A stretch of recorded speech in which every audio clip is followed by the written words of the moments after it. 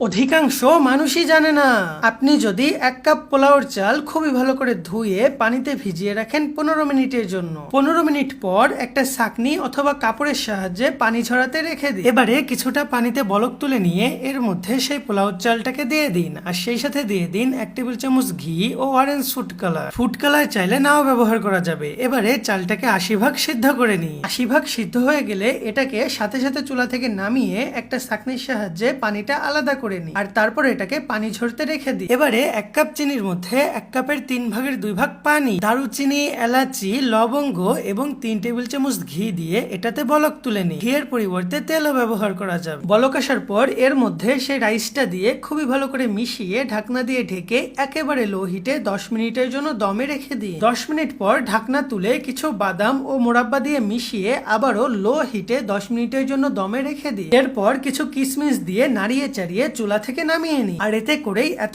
মজাদার জর্দা পোলাও তৈরি হয়ে যাবে, যেটা না বানিয়ে খেলে সত্যি আপনার আফসোস থেকে যাবে।